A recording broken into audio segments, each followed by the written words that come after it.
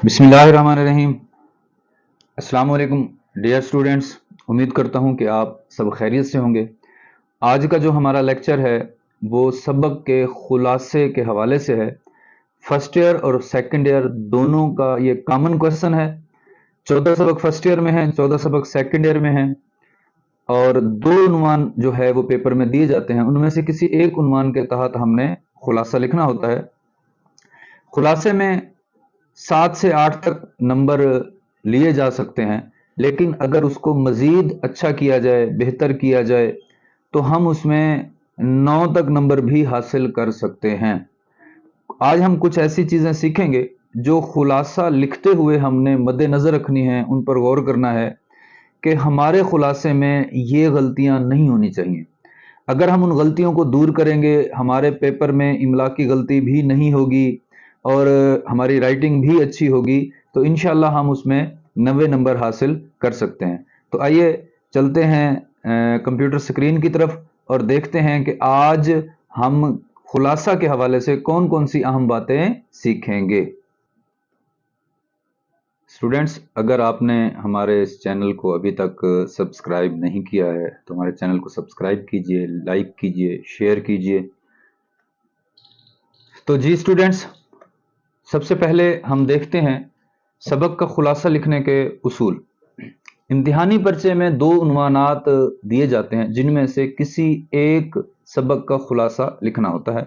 मुसन्निफ के नाम का 1 नंबर है और सबक का खुलासा जो है वो 9 नंबर का है। इसमें से हम 7 से 8 नंबर हासिल कर सकते हैं। इन पॉइंट्स को आप गौर से सुनते जाएं, पूरी तवज्जो से। लिखना चाहते हैं तो लिख लें ताकि ये बातें आपको याद रहें।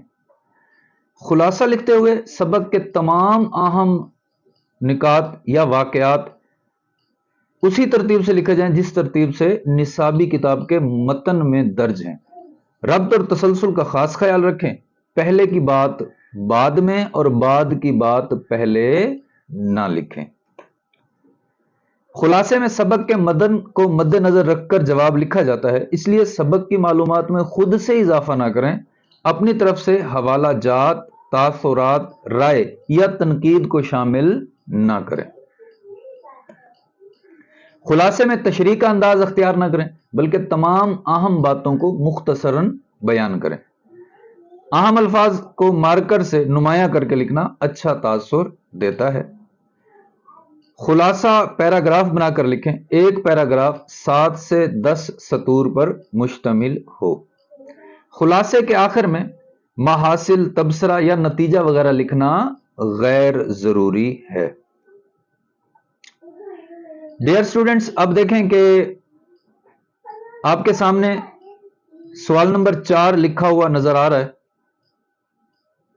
क्योंकि बोर्ड के पेपर में खुलासे का सवाल नंबर 4 है। उसके नीचे हमने किसी एक सबक का उन्वान लिखना है। आपको स्क्रीन पर नजर आ रहा है कि मैंने जहां सवाल नंबर 4 लिखा है या सिफारिश लिखा है, उसके नीचे मैंने 2-2 लाइनें लगा दी हैं। यह खूबसूरती के लिए है। आप जब लाइनें लगाएं तो ये मार्कर से लगाएं और एक मार्कर की जो है बोल्ड साइड से लगाएं, एक बारीक साइड से, यानी एक लाइन जो है वो थोड़ी सी बोल्ड हो, एक बारीक हो, तो ये ज्यादा खूबसूरत लगेगा। उसके बाद मुसन्निफ का नाम, माखिज और सिन्फ लिखा गया है। अब आप थोड़ा सा इस पर गौर करेंगे कि मुसन्निफ का नाम, माखिज और सिन्फ, इनका जो स्टार्टिंग पॉइंट है वो बिल्कुल सेम है। एक पॉइंट से ये स्टार्ट हो रहे हैं। उसके बाद इनके आगे राबता की अलामत लगी हुई है, वो भी बिल्कुल एक सीध में लगी हुई है, आगे पीछे नहीं है। उसके बाद मुनासिब वक्फे से अहमद नदीम कासमी, कपास का फूल और अफसाना लिखे हुए हैं और इनका भी स्टार्टिंग पॉइंट सेम है। उसके बाद हम एक्सट्रीम राइट हैंड पे खुलासा लिखा है हमने और उसके आगे राबता की अलामत लगाई है। खुलासे को भी खूबसूरत बनाने के लिए हमने इसके नीचे 2 लाइंस लगा दी हैं। उसके बाद हमने खुलासा लिखा है।